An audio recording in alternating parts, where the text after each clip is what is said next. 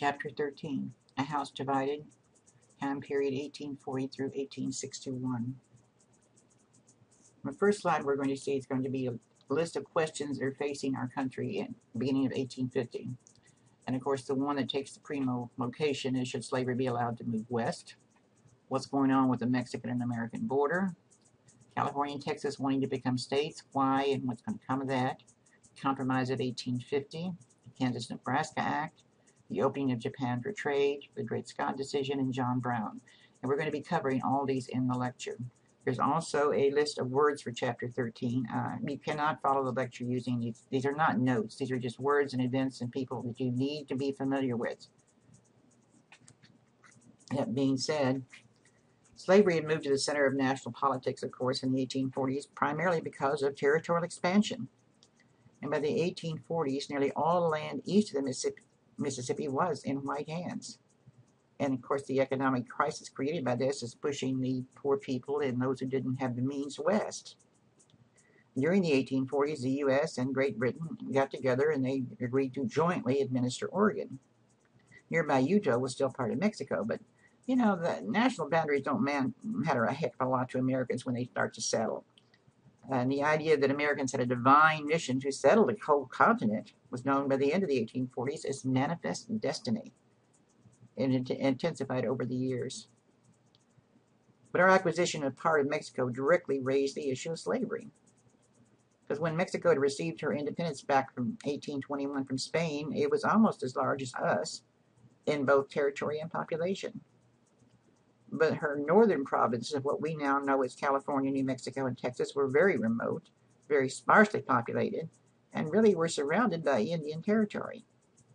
Now, in this New Mexico-California area, a minority of Mexican landowners and church officials lived among a very large population of Indians, compelling them to work for them, of course.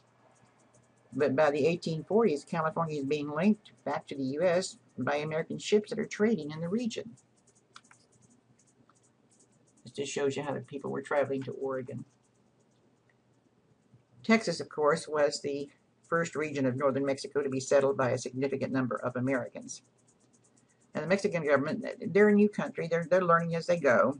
They're hoping to develop the area, so they accepted an offer made by an American by the name of Moses Austin to colonize the area, of course, using Americans.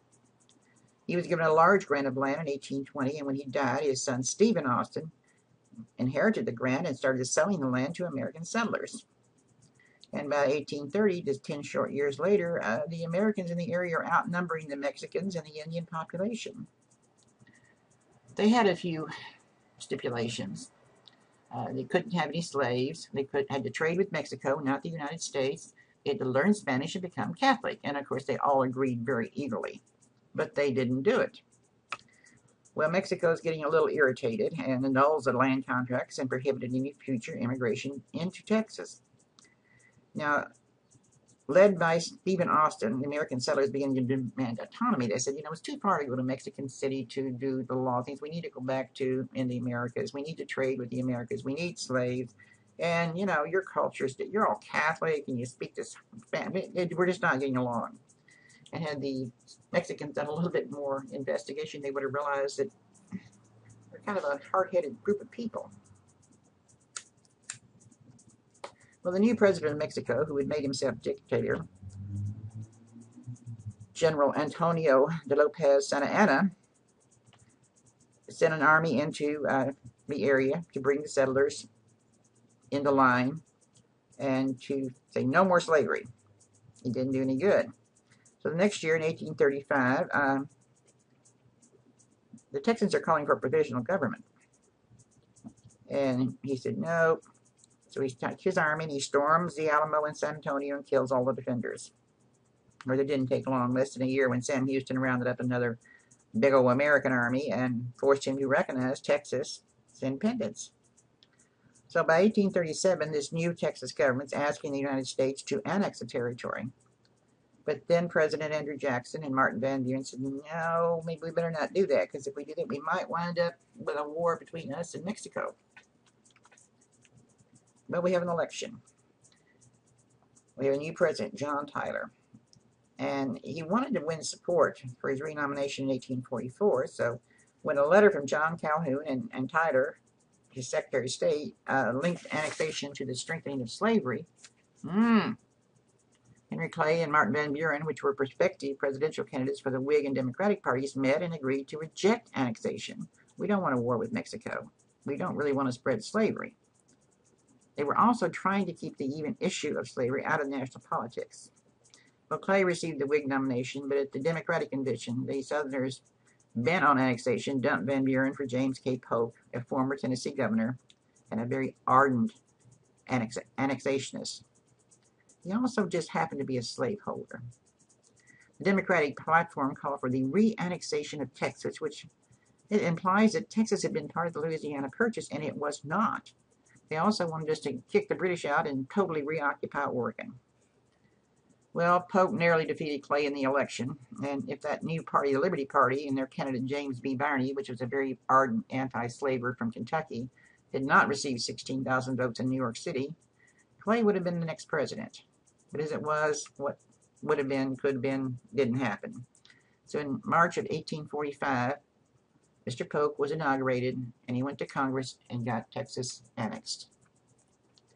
Now, he was not a bad guy, really. He had some goals, and the four that I mentioned here. He wanted to reduce the tariff. He wanted to reestablish the independent treasury. He wanted to settle the Oregon dispute and bring California into the United States. Well, Congress went along with him on the first two goals, and the third was secured through an agreement with Britain, which divided up Oregon. But that last one, Polk offered to buy California from Mexico, but Mexico said, no, no, no, no. But by 1846, Polk is planning for war. Now, this is where we get a lot of debate on. Most historians agree Polk maneuvered this war to start. Now, you've got to realize Mexico's still a new country. She's only been around for about 20 years. She's not... Remember how shaky we were in the beginning. He sent some American military troops into what we call the disputed area between Texas and Mexico. And Mexico, defending her own property, which is any country would have, sent Mexican troops, and we had American blood spilled on what we considered American soil, and Polk justified us going to war over that. Now, the Mexican War was the first American war fought largely on foreign soil, and most of the Americans, they looked at themselves as being selfless guardians of freedom, and they supported the war. But there was a large majority of Northerners, especially the New England Northerners, and believed that the Polk administration had hoped to secure new lands for slavery and had maneuvered the war. Henry David Thoreau was even jailed in Massachusetts for refusing to pay taxes, and then he wrote an essay called On Civil Disobedience, defending his actions, which actually inspired Gandhi and Martin Luther King later on down the road. Meanwhile, Abraham Lincoln writes opposing the war. He said, this is not a good thing. But in June of 1846, the American rebels in California declared independence from Mexico, and the American troops soon occupied that region. So American forces secured the area we call New Mexico at the same time, but most of the fighting actually occurred in central Mexico in the early 1847. Santa Anna's army was defeated at Buena Vista, and following Mexico's refusal to negotiate, the American troops marched on to capture the capital city of Mexico City. Well, by February of 1848, the two governments, Santa Anna's government and the U.S., agreed to the Treaty of Guadalupe Hidalgo, which confirmed the annexation of Texas and ceded California and present-day New Mexico, Arizona, Nevada, and Utah to the United States. The United States paid $15 million to Mexico for the land. Oops, no, we can't buy land. So what we did is we paid them damages. That's what we did. But this actually established the present territorial boundaries, except for something called the Gadsden Purchase, which we'll get to in a minute. We bought that from Mexico in 1852, and Alaska, well, we purchased that after the Civil War. This is what we call the disputed area here. This is going to end up being the Gadsden Purchase. But our absorption of 1/3 of Mexico's total territory split into two regions that, well, they'd been united for centuries and incorporated into the nation nearly 100,000 Spanish-speaking Mexicans and even more Indians. This treaty had guaranteed male citizens their liberty, property, and all the rights of American citizens, while regaling the Indians they're only going to be savage tribes. See, this feeling of manifest destiny has invigorated or American notions of white supremacy.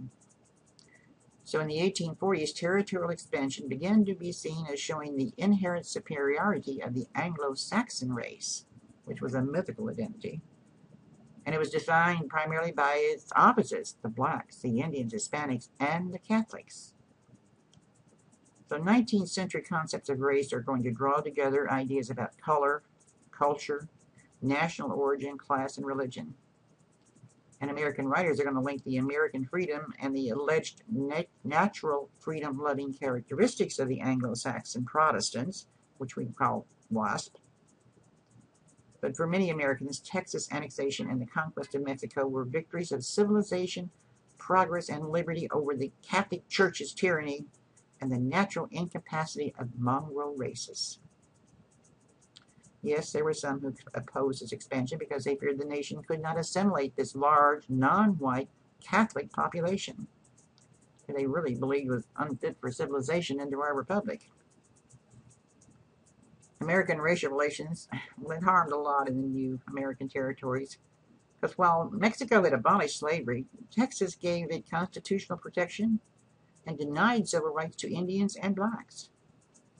You see, in Texas, the new Republic of Texas, state of Texas, only whites could buy land. Free blacks were barred from even entering the state. And residents of Indian and Mexican origin in New Mexico were held to be too Mexican to be allowed to democratically self-government. The territory was not allowed to become a state until they had enough whites in 1912. California had few non-Indian and Americans in the 1840s, that is, until 1848, when gold was discovered in the foothills of Sierra Nevada mountains. And a gold craze swept entirely through the world, and tens of thousands of migrants swarmed to California to buy land. By 1860, California's non-Indian population had risen to 365,000. And the gold population was very diverse, and with migrants coming from Mexico and South America, Europe, Australia, and even Asia. There was 25,000 Chinese who signed long-term labor contracts and were hired out to mining, railroad, and other employers. So San Francisco became a boom town and one of the nation's most rapidly radical and ethnically diverse cities. But with all this gold mining, it's not just gold mining, we're doing other things out there too, but the transition from what we call surface mining to underground mining requires large capital investments. And all this did was exacerbate the conflicts between the diverse gold hunting groups. And occasionally some of these groups we call vigilantes would take over San Francisco and establish their own courts and execute the accused of criminals. The white miners organized extra-legal groups that expelled foreign miners such as the Mexicans, the Chileans, the Chinese, the French, and of course American Indians. Now, California had long symbolized the land of opportunity, but the state's going to start restricting freedoms. Their new state constitution is going to limit rights to vote and testify in courts to whites. The Indian population is going to be devastated by the miners, ranchers, and vigilantes of the gold rush era. And the state government even began to pay bounties to private militias to attack the native Indians. So although California was technically a free state, thousands of Indian children were bought and sold into slavery. And the irony is that there's also a gold rush going on in Australia at the same time. And they use California as their model of how to handle things. This is just showing you where the Sierra Nevada started. It's right around Sacramento, in this area right in here is where the gold mining was doing. Up the mountains, it's still going to be very sparsely populated. I lived in California for a while, and believe me, I didn't like it. Everybody was moving too fast. Through the Mexican War, we had gained possession of San Diego and San Francisco, and these places have lovely harbors, excellent ports. So now we can trade with the Far East. We knew that we had to find a way to find trading partners because we're manufacturing more than we can use. And India is close to us, and Africa is close to us because of the European nations, so we've got nowhere to go but to the east. So we thought, well, let's open trade with Japan. And Japan, they didn't want anything to do with whites. It wasn't just America that didn't want anything to do with whites because we were tall, we were not of their religion, and everybody had a body odor because we ate meat, and of course they ate fish and rice. So that Japan had been closed to all contact to any white foreigner. But in 1853 and 54, American ships commanded by Commodore Matthew Perry sailed into Tokyo Harbor. Now, he had been sent to negotiate a trade treaty, and he demanded that the Japanese deal with him. Well, they didn't want any part of him, but they look out, and here's all these warships parked in their harbor, docked in their harbor, with their gun ports open. Now, I lived in Japan for a little over 3 years, and of course this was in the 20th century. And even then, the houses are very, well, they use rice paper for windows and walls. I mean, they're crowded on top of each other. A couple of shots out of one of those cannon on the ship, and you could have destroyed half of Tokyo. So, they managed to open 2 ports to American shipping, but we're not satisfied with 2. We want more. We demanded 2 more, so we ended up with 4, and we had to establish full diplomatic relations. So we acquired rights to ship there. We also began to acquire islands out in the Pacific as refueling stations. Japan soon became a very important trading partner, and Japanese people are very pragmatic. If they see that something's not working, they're not hesitant to change it. And when they saw that they could not outmaneuver or outgun the Westerners from America, they started incorporating some of our ideas into them. And a modernization process began.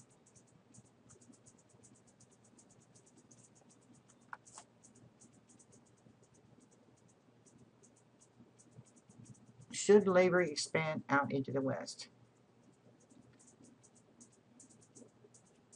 Before the 1846 Missouri Compromise settles, before 1846, the Missouri Compromise had settled the slavery status in areas. But this conquest of Mexican territory reignites the question of expansion. And a man called David Wilmot, who happened to be a congressman from Pennsylvania, introduces a bill prohibiting slavery in the new territory. Well, the Whigs and the Democrats and the Northerners supported it. Of course, the Southerners said, no, no, no. So it passed in the House, but it got stalled in the Senate because we're still pretty much equal representation in the Senate. Ralph Waldo Emerson predicts that expanding into the West, well, it's like the man who swallows arsenic. He said, Mexico will poison us. That's just a map showing our different expansions. Those 2 dates, one is when they became territory, and the other is when they became a state. You don't need to know. I mean, this is just for informational purposes. You do not need to know all this. For many Northerners, these Western territories promised economic advancement and prosperity. But crisis in the economic area in the 1840s kind of reinforced the old link between owning land and economic freedom. And some in the labor movement saw access to Western lands as a means of fighting unemployment and low wages in the East. If slave plantations took up Western lands, free Northern migration would be blocked. So we come up with something called free soil, and it has a double meaning. It's a new party, and the Free Soil platform basically called on the federal government to bar slavery from the Western lands and offer free homesteads to settlers in the new territories. Unlike abolitionism, Free Soil did not challenge the widespread Northern racism. And of course, a lot of them in the North felt that the federal government had no right to keep them from bringing one kind of property, their human property, into the territories.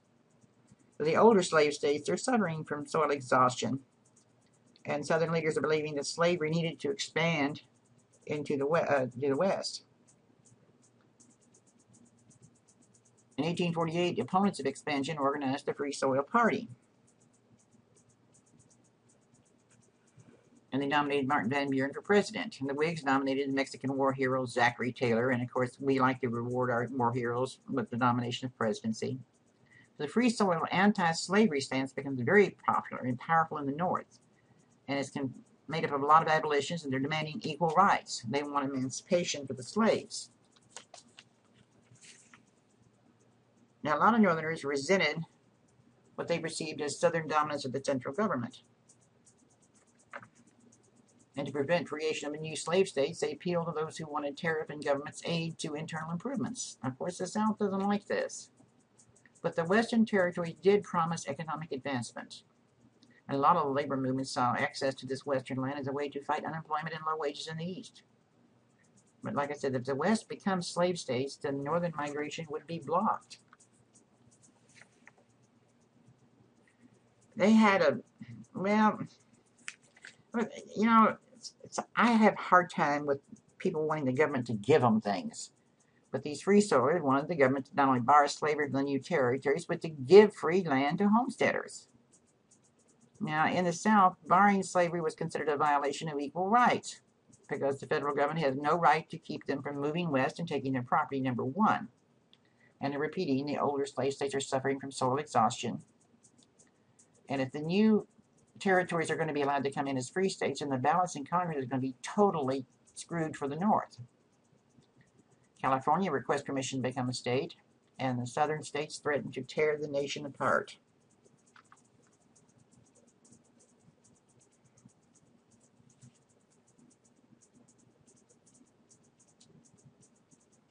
A senator from Kentucky called Henry Clay had a plan.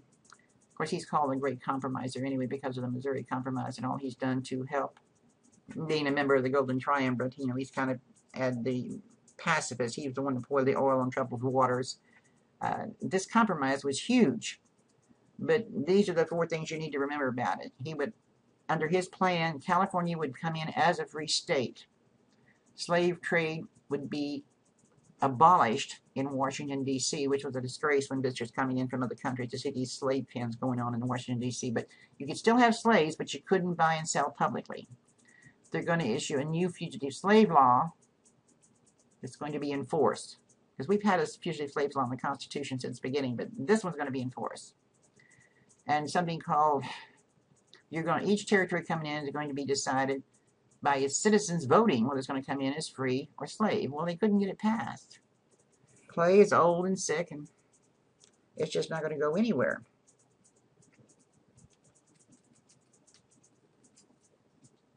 Millard Fillmore, who became president when an ill President Taylor died, was the one that helped secure the compromise. Actually, Clay proposed, but it's going to be Senator Douglas of Illinois who's going to take his mammoth, huge bill and break it down into sections and put it through a little bit at a time, and he finally got it all passed. It's known as the Compromise of 1850, and it's Clay's last compromise. As you can see, this is the Missouri Compromise line here. Other than Missouri, everything that comes in is supposed to come in as free. Yeah, it's not going to work out too good. The main thing was something called the fugitive slave issue, which is going to affect all free states, not just the states bordering the South. It's going to draw into politics many who had been anti-slavery, but now feared that the South was forcing them to act against their own conscience. In the 1850s, federal tribunals heard more than 300 cases and ordered the return of 157 fugitive slaves to the South. But the law exacerbated sectional enemies because in dramatic confrontations, the fugitive slaves, helped by abolitionists, violently resisted recapture, sometimes killing slave owners and sometimes attacking federal authorities. Several thousand black and free and fugitive actually fled to Canada. You see, this Fugitive Slave Act, it requires every citizen to assist in capture when called on by federal agents. And the Southern leaders, usually committed to states' rights and local autonomy, actually supported this law, federal law, that brings in federal agents into northern communities and allow them to override local law enforcement and judicial procedure. Sometimes all it took was just an affidavit swearing that you were a slave by a white man, and you could have been born free and your parents could have been born free, but if you're black and this white man has an affidavit, you're going back south.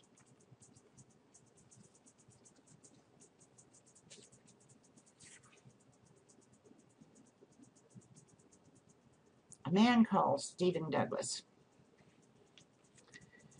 He's quite a character. They call him the Little Giant because he's a little bitty fellow, about 5'1" or something. But he was very powerful. He was a Democrat. He had a lot of Southern support, but he was a Democrat from Illinois. Now, Douglas wants to run for president, but he knows he also can't run for president without Southern support. So he's walking a very fine line, keeping his Northern Democrats happy, as well as his Southern Democrats. Oh dear, I'll get the phone.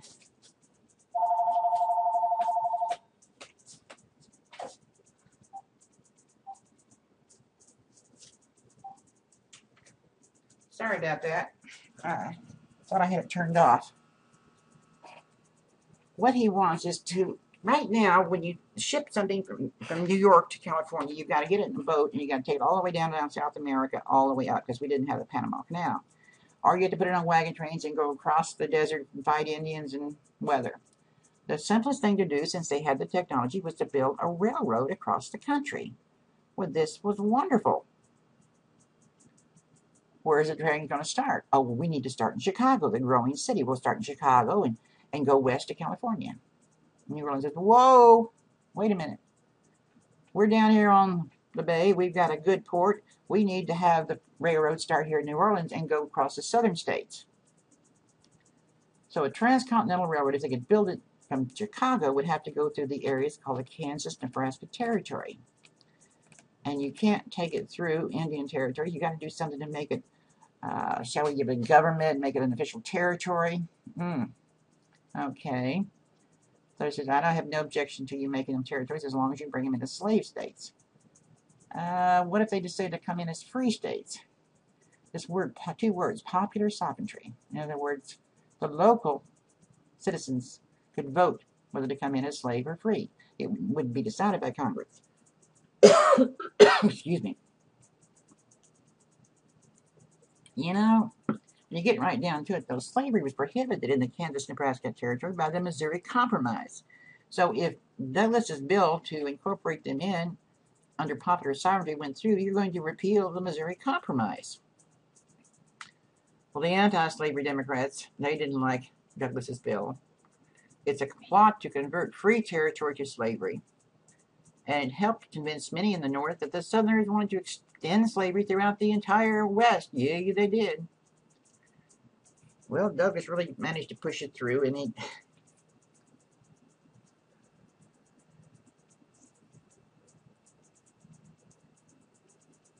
the Whig Party, unable to get a response going, kind of dissolved because of it. The South becomes almost entirely Democratic.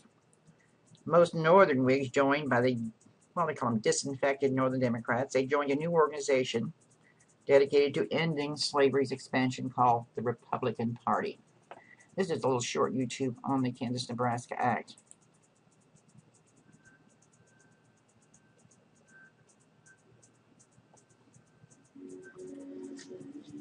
Northerners generally turned a blind eye to the Southern lifestyle. For since the country began, the South had held the economic power due to agriculture.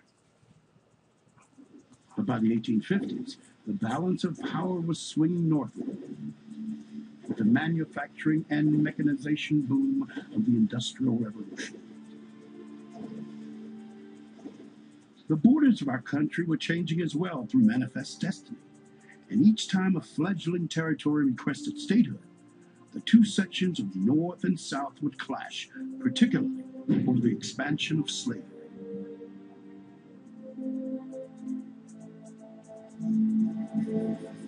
We had no thought of discussing the subject of slavery, viewed in its social, moral, economic aspects.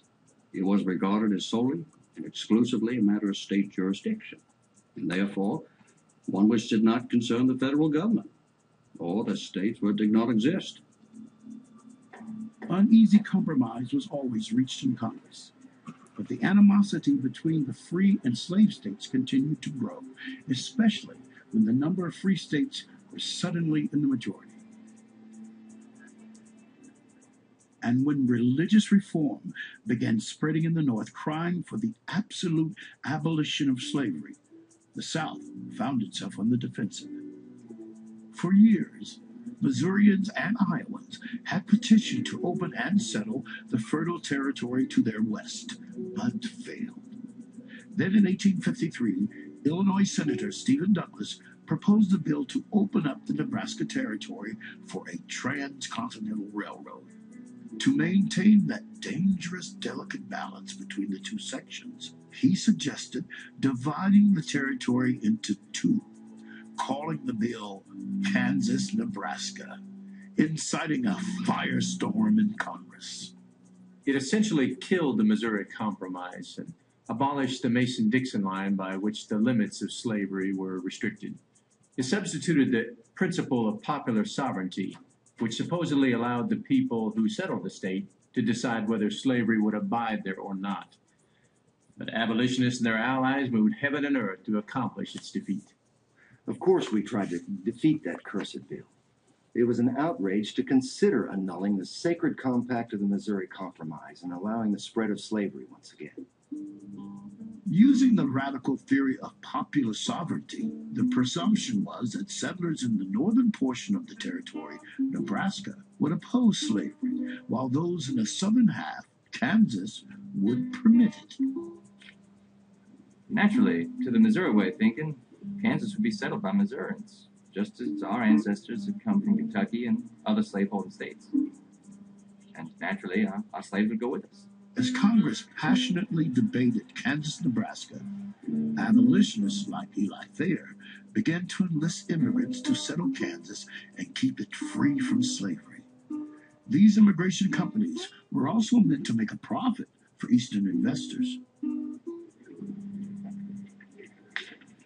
The plan was no less than to found free cities and extemporize free states. The contest took the form of the people against tyranny and slavery. The whole crowd of slave drivers and traitors, backed by a party organization, a corrupt majority in Congress, administration with its officers armed with revolvers, all together proving totally insufficient to cope with an aroused people. Congress narrowly passed the Kansas-Nebraska bill, and President Franklin Pierce signed it into law on May 30th, 1854. With that stroke of a pen, thousands packed their wagons and headed west. With the nation watching, the battle over slavery would soon be fought in the new territory of Kansas.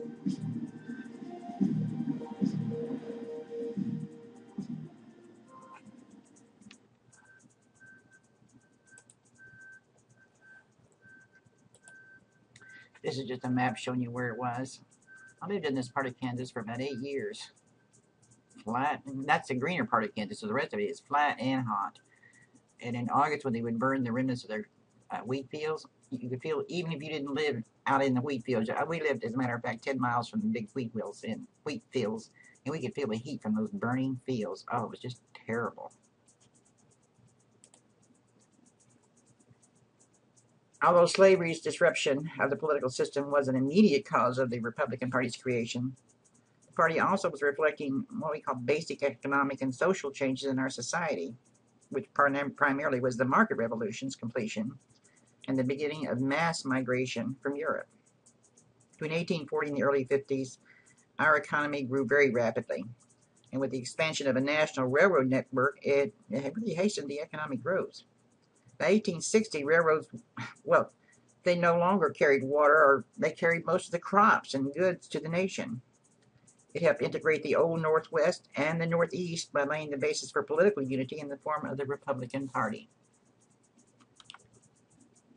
We have another party growing, and I've got quite a bit of information here, and I apologize, but it's, the Know Nothing Party is something else. It derived from being a secret organization whose members, when asked about its existence and what its platform was, would say, "I know nothing."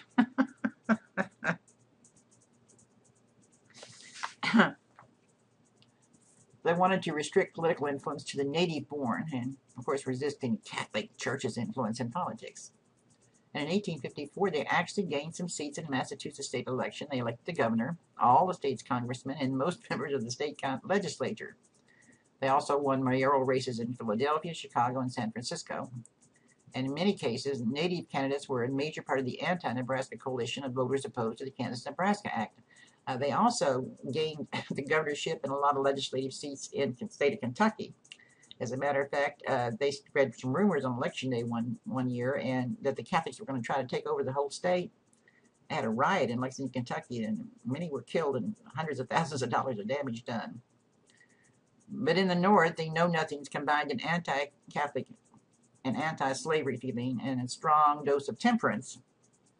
But despite the strength of the nativism in this period, little was changed in public policy. All the European immigrants benefited from their whiteness compared to free blacks. And the free blacks in the North are facing worsening discrimination and less job opportunities. Whereas the white immigrants could in a few years become naturalized citizens and vote, even American-born blacks could not. By 1856, the Republican Party, which was a coalition of anti-slavery Democrats, Northern Whigs, Free Soilers, and Know-Nothings, it was kind of a dumping ground. If you weren't happy with the party you were in, let's join the Republican Party. It was clearly the alternative to the Democratic Party, especially in the North. Republicans convinced most Northerners that the slave power, as they called the South's pro-slavery political leadership, was more dangerous to their liberties and hopes than Catholicism and immigrants. The Republican appeal rested on the idea of free labor, which was at the core of a vision that celebrated the North as a basis of progress, opportunity, and freedom in America. The defining quality of the North, they argued, was the opportunity each laborer had to become a farmer or an independent craftsman, gaining economic independence, which was essential to freedom. Whereas slavery, by contrast, created a social order of degraded slaves, poor whites with no hope of social advantage, and slave-holding aristocrats. They saw the struggle over the West as a struggle between two antagonistic labor systems, and believed that slavery, if dominating the West, would prevent Northern free labor from immigrating, and would thus diminish economic opportunity for the Northerners. So they insisted that slavery had to be prohibited in the territories. They further argued that the federal government could end its complicity with slavery. They should end it, and they needed to do it. But they were not abolitionists. They only wanted to stop slavery's expansion, not attack it where it was already going on. Yet many party leaders viewed the nation split into incompatible free and slave societies as an irrepressible conflict that could not be resolved. But in 1855 and 56, well, we got some stuff going on. It's going to fuel the Republican Party's growth. Pro-slavery Missourians had cast fraudulent ballots in the Kansas elections in 1854 and 1855. And President Pierce recognized the legitimacy of the resulting pro-slavery legislature and replaced the territorial governor a Northerner. Settlers from free states soon established their own rival government, and civil war erupted in Kansas. It's called Bleeding Kansas, or Bloody Kansas, and it was horrible. More than 200 people died in Bleeding Kansas. And, you know, with all this going on, it seemed to, well, it made Douglas's policy of popular sovereignty over the slavery question mute. In 1856, South Carolina's Representative Preston Brooks beat anti-slavery Senator Sumner of Massachusetts unconscious with a cane, and afterwards Sumner denounced it as the crime against Kansas. We just have a Southern, and the irony is, Douglas, I'm sorry, somebody just walked by my porch. In the 1856 election, the Republican Party nominated John C. Fremont and wrote a platform that strongly opposed slavery's further extension. Actually, they wanted free labor, free soil, free man for Fremont. The Democrats chose James Buchanan, who had no association with any position on slavery, because he did endorse the principle of popular sovereignty. But he won the votes, more votes than Buchanan in the North, but Buchanan won all the southern states in Illinois, Indiana, and Pennsylvania, ensuring his victory over Fremont. So in 1856, elections showed that the parties had reorganized along sectional lines. The Whigs are gone. The Democrats are seriously weakened. And a new party that arrived was going to be devoted completely to Northern interests and free slaves.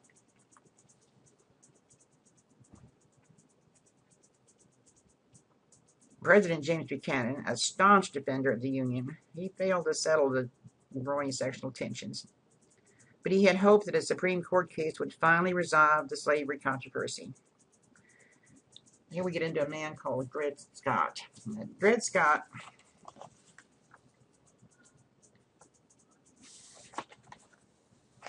was born a slave, and he'd been sold to an army surgeon called Dr. Emerson. Well, Dr. Emerson took Dred Scott with him to Illinois and then to Wisconsin, and he even allowed Scott to get married in Wisconsin.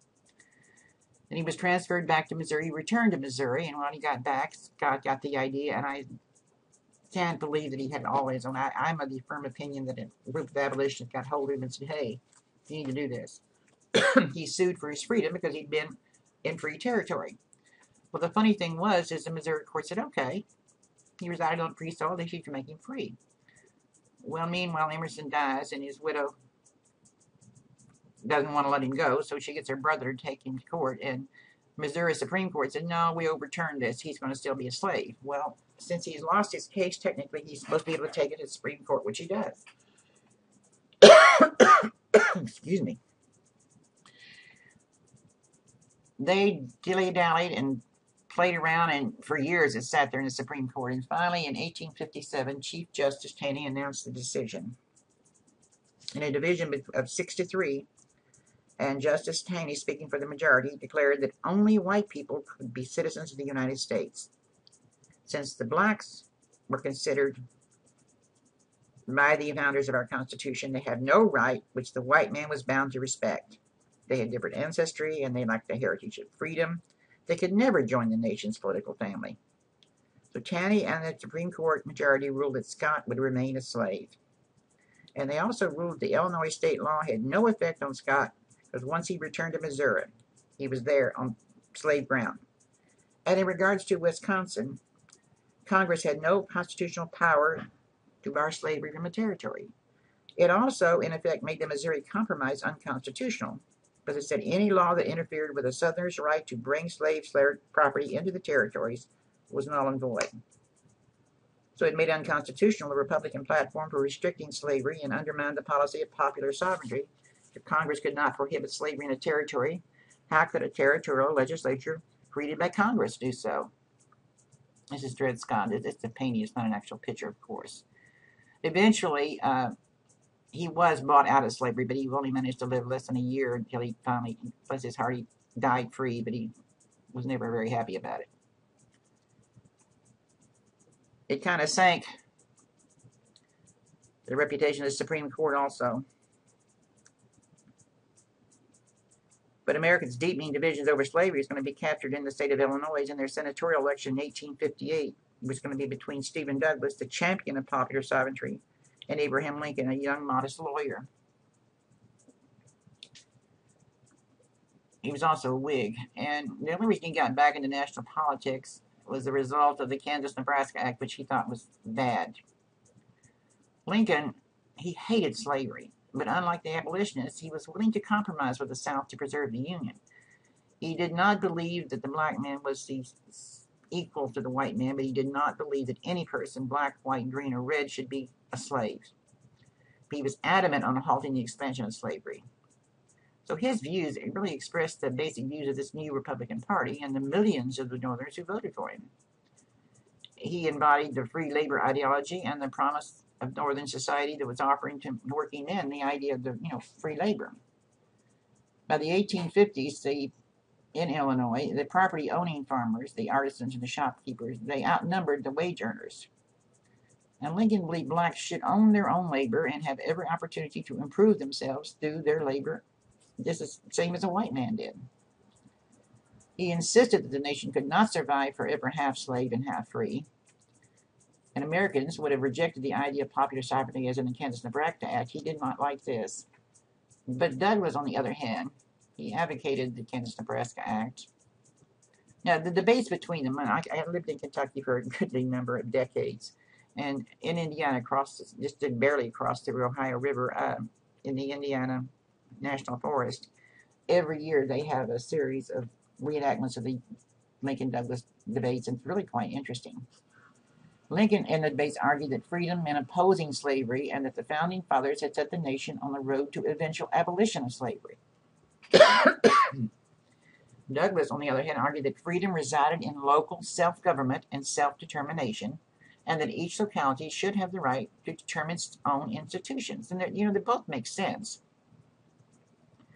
But Douglas tried to portray Mr. Lincoln as a dangerous radical whose very position would degrade white Americans by reducing them to equality with blacks.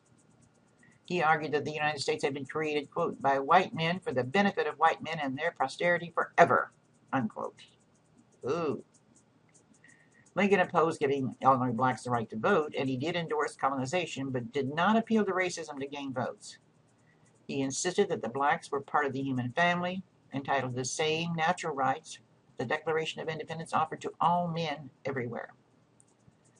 Douglas was only narrowly reelected to the U.S. Senate, but elsewhere in the North, a lot of Republicans are winning their elections. This is a dirigible of the Little Giant.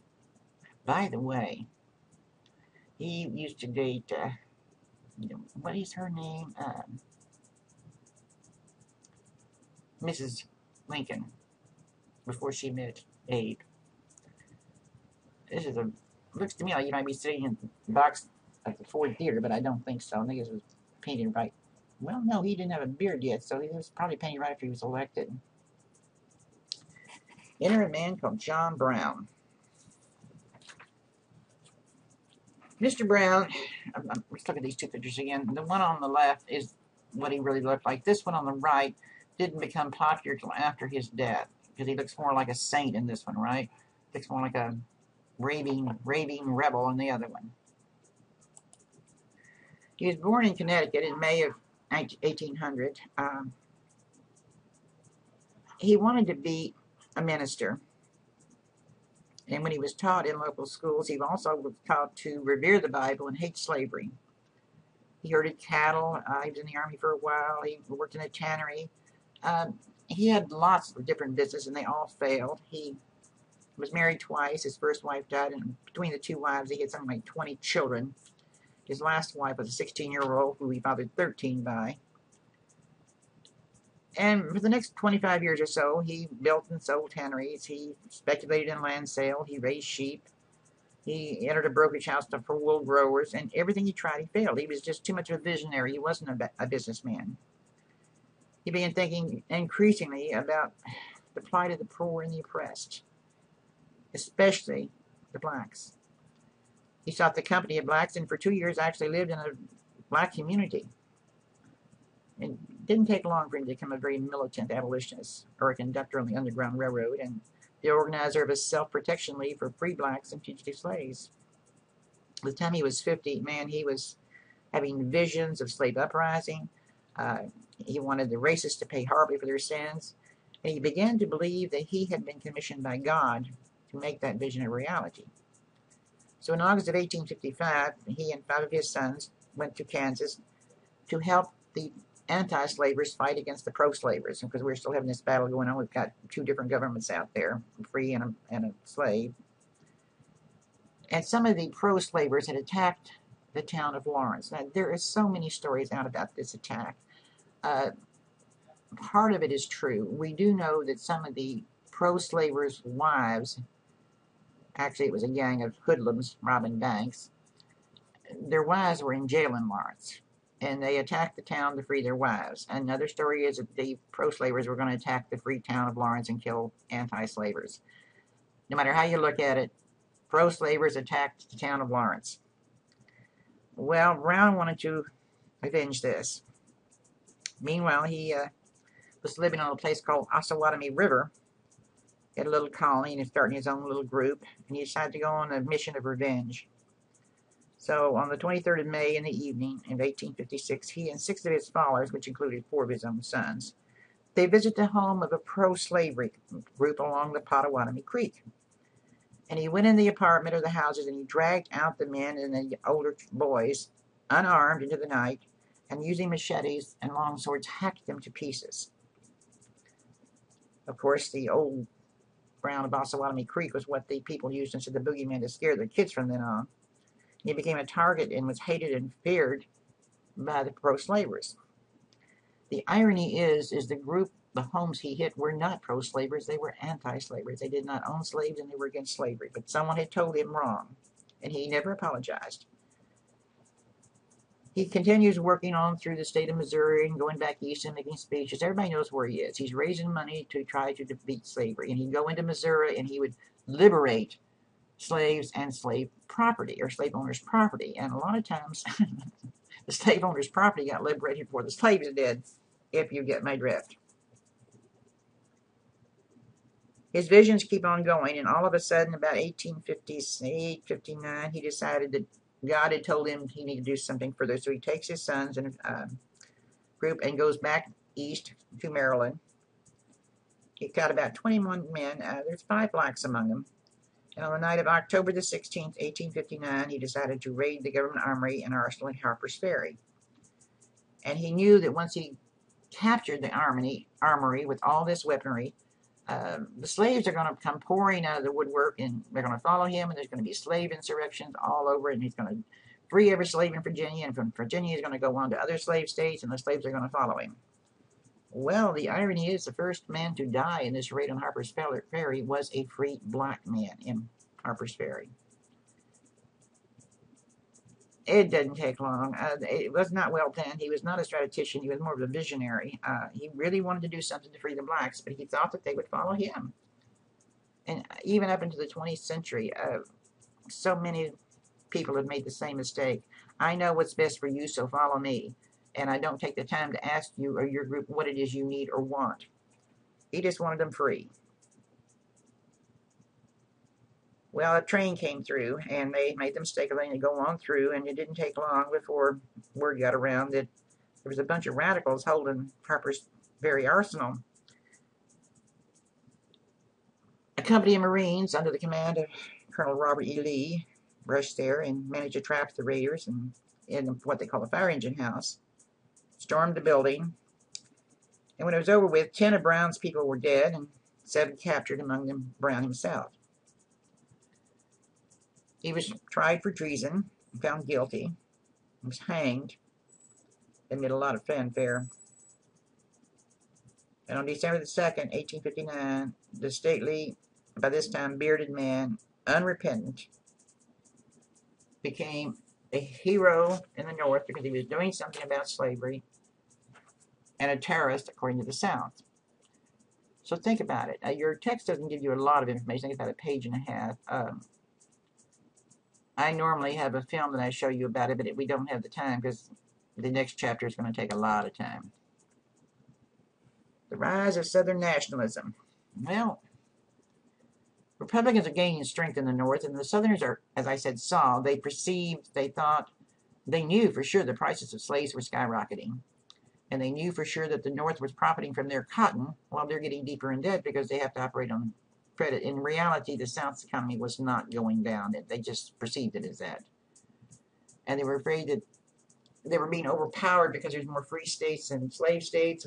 They were losing control. And, you know, for the last 100 years, they've almost had control of the government. So they decided that an independent South would become a slave empire. And the first thing they would do if they were independent would be to let people move west with slaves. You could purchase Cuba. And then that little paragraph about William Walker. There's not a lot known about him except that because of him and the word filibuster, which according to us, when we take government, filibuster means talking. Well, in this instance, a filibuster is from the Spanish word, I believe your text tells you, it means pirate. He really wanted to have his own country and be his ruler. The South loved him and his adventures. He was a very, very colorful person. But he didn't really accomplish a lot. He was just somebody to look up to, they thought. They wanted to reopen the slave trade, and they wanted all newly opened territories to be slave. They had vote slave to become slave states. And a group called the Fire Eaters, which we'll hear that word again in the next chapter, they wanted to split the Democratic Party and form a Southern democracy. And the Democratic Convention in April of 1860 was going to give them the chance to do that. So we have the Democratic Convention coming up, and the Democratic Party splits, primarily over this idea of sovereignty. The Southern Democrats break off and nominate a man called John Breckinridge, who was the sitting vice president, actually, of the United States, and he also became a senator from Kentucky. But at this time, when he's nominated to run for president, he turned it down in the beginning. And the only reason he did accept it eventually was because of Abraham Lincoln. He was hoping to draw votes away from Lincoln. They're both from Kentucky. The Northern Democrats nominated Stephen Douglas of Illinois. And a brand new Constitutional Union Party nominated John Bell of Tennessee. The Republican Party nominated Abraham Lincoln of Illinois. But as you can see, anytime you split a party, it's going to happen again in about 40 years when a party splits. The Republican Party is going to split and hand the whole election to the Democrats. But the Democrats splitting like this and the offshoot of the Union Party you just might as well just say don't even have the election, just hand it. Now the last couple of pages, I think last 3 or 4 pages of your text, called Impending Crisis, the Sectional Crisis, and the Beginning of War. I'm not even going to get into that. I would rather cover the actual election, the outcome from when it starts in the elections in November of 1860, but the December of 1860 is when it really starts.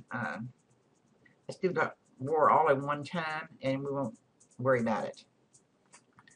Again, reminding you of these questions you need to be able to answer. The biggest question facing the country in 1850 was, should slavery be allowed to move west? What happened to the Mexican-American border? It changed, didn't it, with the war with Mexico? California and Texas want to become states. One wants to come in as slave, one wants to come in as free, and because of the California wanting to come in as free, the Compromise of 1850 proposed by Clay. You have the Kansas-Nebraska Act, which takes the Nebraska Territory and splits it into 2 states, basically. You've got the forceful opening of Japan for trade. You've got the Dred Scott decision, which pleased the South because the Supreme Court declared that the black man had no rights that the white man had to recognize. You've got John Brown, who was a racial fanatic who murdered people indiscriminately, who tried to raid a federal arsenal. You need to start thinking about, was he really a true abolitionist? Was he a hero? Or was he an early terrorist? I mean, he killed a lot of people. The Democratic Party had split. Why did it split, and what happened because of it? Now, I have one short little YouTube, and then we'll be done with this chapter.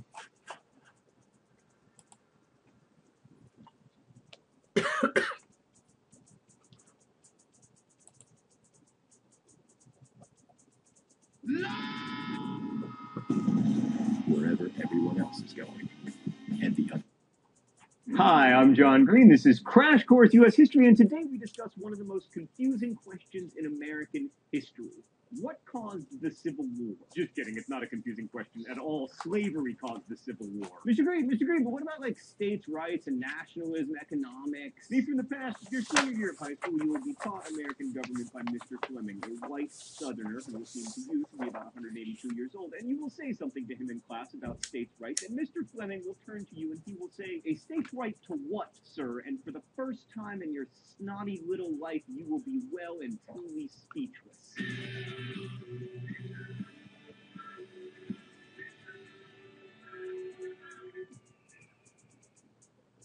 The road to the Civil War leads to discussions of states' rights, to slavery, and differing economic systems, specifically whether those economic systems should involve slavery, and the election of Abraham Lincoln, specifically how his election impacted slavery, but none of those things would have been issues without slavery. So let's pick up with the most controversial section of the Compromise of 1850, the Fugitive Slave Law. Now, longtime Crash Course viewers will remember that there was already a fugitive slave law written into the United States Constitution. So what made this one so controversial? Under this new law, any citizen was required to turn in anyone he or she knew to be a slave to authorities, and that made like every person in New England into a sheriff, and it also required them to enforce a law they found abhorrent. So they had to be sheriffs, and they didn't even get little gold badges.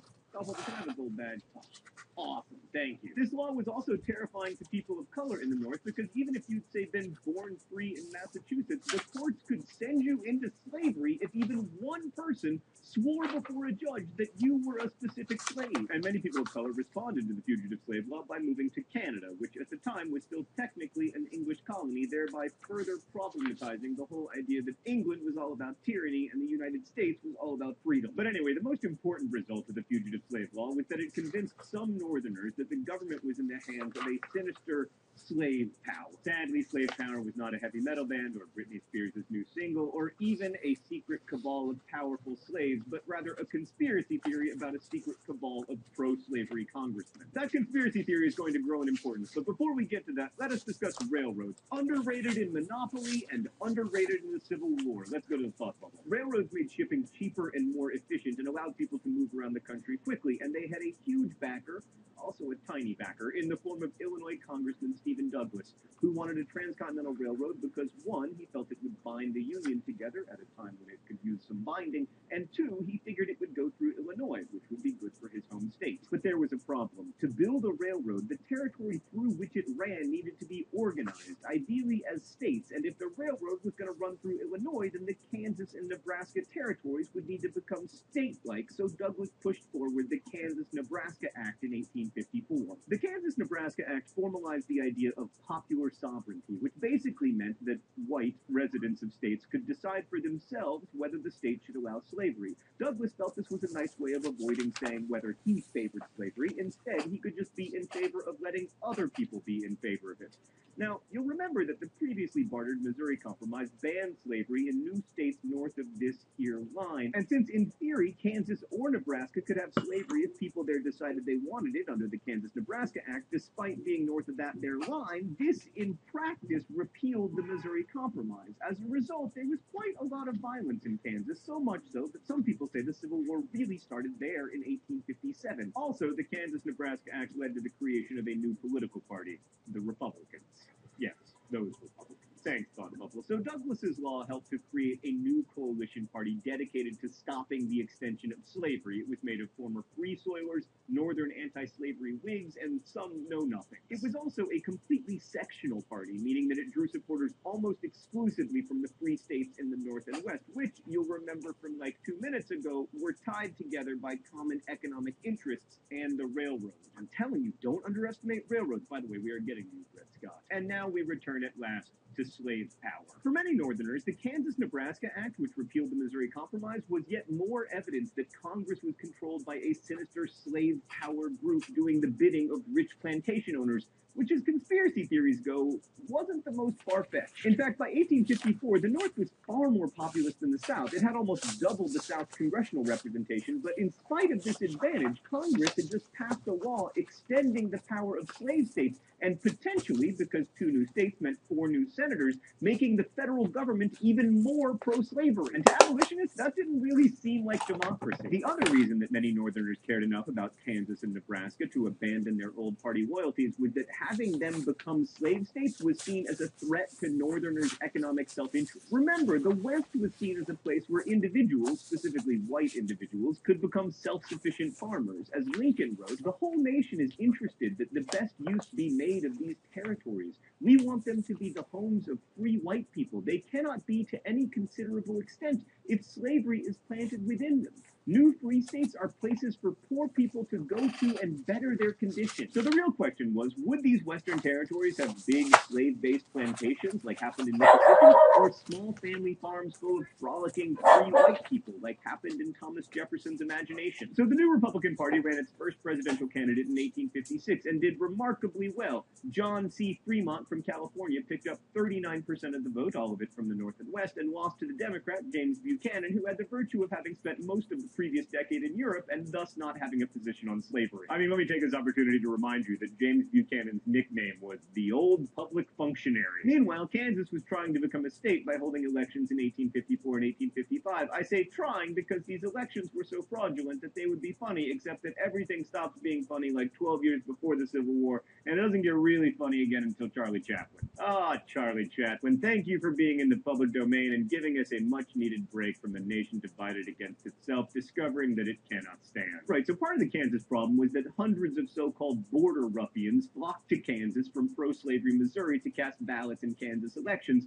which led to people coming in from free states and setting up their own rival governments. Fighting eventually broke out and more than 200 people were killed. In fact, in 1856, pro-slavery forces laid siege to anti-slavery Lawrence, Kansas with cannons. One particularly violent incident involved the murder of an entire family by an anti-slavery zealot from New York named John Brown. He got away with that murder, but hold on a minute, we'll get to him. Anyway, in the end, Kansas passed 2 constitutions because, you know, that's a good way to get started as a government. The pro-slavery Lecompton Constitution was the first that went to the U.S. Congress, and it was supported by Stephen Douglas as an example of popular sovereignty at work, except that the man who oversaw the voting in Kansas called it a vile fraud. Congress delayed Kansas's entry into the Union, because Congress's primary business is delay, until another more fair referendum took place, and after that vote, Kansas eventually did join the U.S. as a free state in 1861, by which time it was frankly too late. Alright, so while all this craziness was going on in Kansas and Congress, the Supreme Court was busy rendering the worst decision in its history. Oh, hi there, Dred Scott. Dred Scott had been a slave whose master had taken him to live in Illinois and Wisconsin, both of which barred slavery, so Scott sued, arguing that if slavery was illegal in Illinois, then living in Illinois made him definitionally not a slave. The case took years to find its way to the Supreme Court, and eventually in 1857, Chief Justice Roger B. Taney from Maryland handed down his decision. The court held that Scott was still a slave, but it went even further, attempting to settle the slavery issue once and for all. Taney ruled that black people, quote, had for more than a century before been regarded as beings of an inferior order and altogether unfit to associate with the white race either in social or political relations, and so far inferior that they had no rights which the white man was bound to respect, and that the Negro must justly and lawfully be reduced to slavery for his benefit. So that is an actual quote from an actual decision by the Supreme Court of the United States of America. Wow. I mean, Taney's ruling basically said that all black people anywhere in the United States could be considered property, and that the court was in the business of protecting that property. This meant that a slave owner could take his slaves from Mississippi to Massachusetts and they would still be slaves, which meant that technically there was no such thing as a free state. At least that's how people in the North, especially Republicans, saw it. The Dred Scott decision helped convince even more people that the entire government, Congress, President Buchanan, and now the Supreme Court were in the hands of the dreaded slave power. Oh, we're going to do the mystery document now? Stan, I am so confident about today's mystery document that I'm going to write down my guess right now, and I'm going to put it in this envelope, and then when I'm right, I want a prize. All I ever get is punishment. I want prizes. Okay, the rules here are simple. I guess the author of the mystery document. I already did that. And then I get rewarded for being right. All right, total confidence. Let's just read this thing, and then I get my reward. I look forward to the days when there shall be a servile insurrection in the South, when the black man shall assert his freedom and wage a war of extermination against his master, when the torch of the incendiary shall light up the towns and cities of the South, and blot out the last vestige of slavery, and though I may not mock at their calamity nor laugh when their fear cometh, yet I will hail it as the dawn of a political millennium. I was right. Right here. Guessed in advance. John Brown. What? Stan! Ohio Congressman Joshua Giddings. Seriously, Stan? Whatever, I'm going to talk about John Brown anyway. In 1859, John Brown led a disastrous raid on the federal arsenal at Harper's Ferry, hoping to capture guns and then give them to slaves who would rise up and use those guns against their masters. But Brown was an awful military commander and not a terribly clear thinker in general, and the raid was an abject failure. Many of the party were killed, and he was captured, he stood trial, and was sentenced to death. Thus he became a martyr to the abolitionist cause, which is probably what he wanted anyway. On the morning of his hanging, he wrote, "I, John Brown, am now quite certain that the crimes of this guilty land will never be purged away but with blood." Well, he was right about that. But in general, any statement that begins, "I, my name," yeah. And so the stage was set for one of the most important presidential elections in American history. Dun, dun, dun, dun, dun. In 1860, the Republican Party chose as its candidate Abraham Lincoln, whose hair and upper forehead you can see here. He proved his eloquence, if not his electability, in a series of debates with Stephen Douglas when the two were running for the Senate in 1858. Lincoln lost that election, but the debates made him famous, and he could appeal to immigrant voters because he wasn't associated with the know-nothings. The Democrats, on the other hand, were, to use a historian term, a hot mess. The northern wing of the party favored Stephen Douglas, but he was unacceptable to voters in the Deep South, so Southern Democrats nominated John C. Breckinridge of Kentucky, making the Democrats the last remaining truly national party, no longer truly a national party. A third party, the Constitutional Union Party, dedicated to preserving the Constitution, quote, as it is, i.e. including slavery, nominated John Bell of Tennessee. Abraham Lincoln received 0 votes in 9 American states, but he won 40% of the overall popular vote, including majorities in many of the most populous states, thereby winning the Electoral College. So anytime a guy becomes president who literally did not appear on your ballot, there is likely to be a problem. And indeed, Lincoln's election led to a number of southern states seceding from the Union. Lincoln himself hated slavery, but he repeatedly said that he would leave it alone in the states where it existed. But the demographics of Lincoln's election showed Southerners and Northerners alike that slave power, to whatever extent it had existed, was over. By the time he took office on March 1st, 1861, 7 states had seceded and formed the Confederate States of America, and the stage was set for the fighting to begin, which it did when Southern troops fired upon the Union garrison at Fort Sumter in Charleston Harbor on April 12, 1861. So that's when the Civil War started, but it became inevitable earlier, maybe in 1857, or maybe in 1850, or maybe in 1776, or maybe in 1619, when the first African slaves arrived in Virginia. Because here's the thing, in the Dred Scott decision, Chief Justice Taney said that black Americans had, quote, no rights which the white man was bound to respect. But this was demonstrably false. Black men had voted in elections and held property, including even slaves. They'd appeared in court on their own behalf. They had rights. They'd expressed those rights when given the opportunity. And the failure of the United States to understand that the rights of black Americans were as inalienable as those of white Americans is ultimately what made the Civil War inevitable. So next week, it's off to war we go. Thanks for watching. Crash Course is produced and directed. I was going over some of my notes and the word listing during next YouTube, and I noticed that there's a couple of names on there that we have not mentioned. Arthur and Louis Tappan. Basically, they were wealthy New York City businessmen, very wealthy. I think we mentioned them last time. James Bimery, Bimery, he was a former slaveholder from Kentucky. I did mention him. And the three of them kind of formed the Free Soil Party. Well, it started out with the Liberty Party and it became the Free Soil Party. We discussed William Lloyd Garrison last time, but I just wanted to remind you that he was the more radical of the abolitionists. He actually advocated civil disobedience. He was also linking, abolitionism to other reforms such as women's rights. He wanted a world government and international peace, which were very lofty goals, but unrealistic. That being said, don't try to do both chapters at the same time, because next chapter, 14, the Civil War, is a long chapter. Very important. And since the chapters 13 and 14 test is going to be your final test, take care.